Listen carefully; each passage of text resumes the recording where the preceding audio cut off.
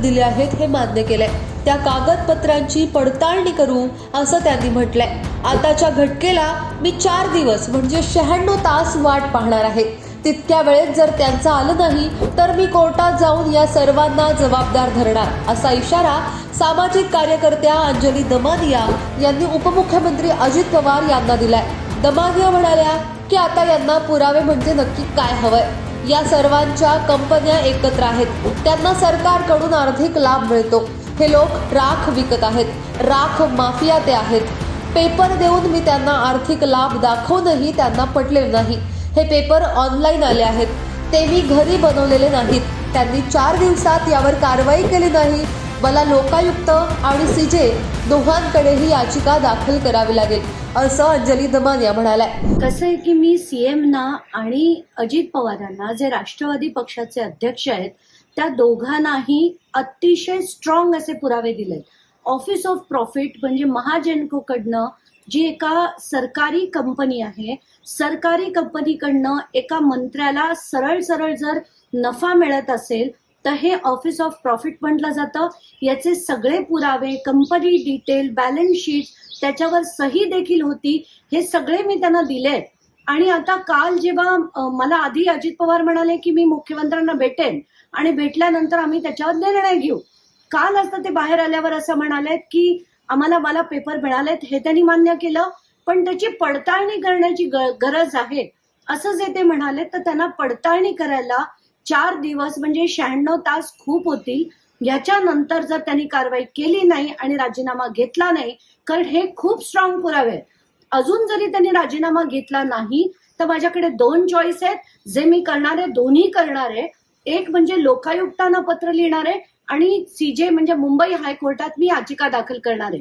आणि त्यात मात्र सीएम हे अजित पवार, एडीजी, डीजी या सगळ्यांवर कारवाई करावी, कारण या सगळ्यांना मी ते पुरावे दिलेले आहेत।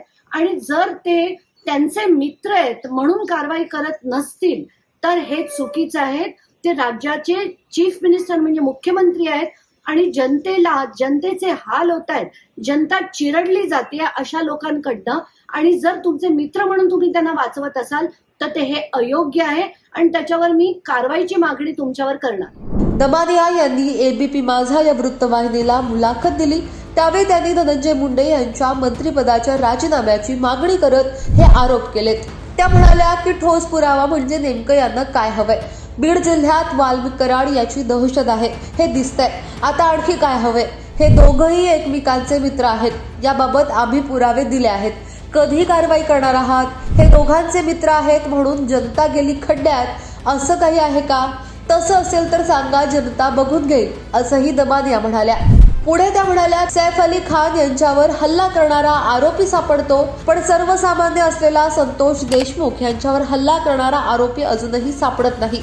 हे काय सुरू आहे, असा सवालही अंजली दमानिया यांनी केलाय। डॉक्टर संजय थोरात यांच्याबाबत बोलताना दमानिया म्हणाल्या की सिव्हिल सर्जन बीडचे आहेत, त्यांची भ्रष्टाचार केला म्हणून ट्रान्सफर होते। अशा व्यक्तीला आधी मुंबई, नाशिक, आता पुन्हा बीडला आणलं जातं, हे का होत आहे? नाशिकमध्ये त्यांनी दिव्यांग प्रमाणपत्र खोटी दिली होती, याबद्दल मला फोन येत आहेत। त्यांचं स्वतःचं रुग्णालय आहे, मोठं हॉटेल आहे, तरीही ते रुग्णालयात नोकरी का करतात? कारण इकडे जास्त पैसे मिळत असतील, असा आरोपही अंजली दमानिया यांनी केलाय। अंजली दमानिया यांच्या या अल्टिमेटमला आता अजित पवार यांच्याकडून काय उत्तर येतंय हे पाहण्यासारखं असणार आहे। दरम्यान दिल्लीला गेलेल्या धनंजय मुंडे यांनी आपल्या राजीनाम्यासंदर्भात वक्तव्य केले।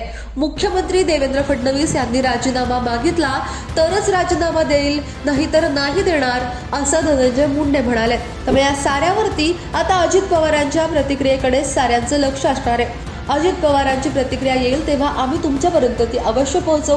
या संपूर्ण प्रकरणावर तुमचं म्हणणं काय? तुमच्या प्रतिक्रिया अवश्य नोंदवा। धनंजय मुंडे यांचा राजीनामा घ्यायला हवाय का, याबद्दलचंही तुमचं मत इथे खाली कमेंट बॉक्समध्ये अवश्य नोंदवा।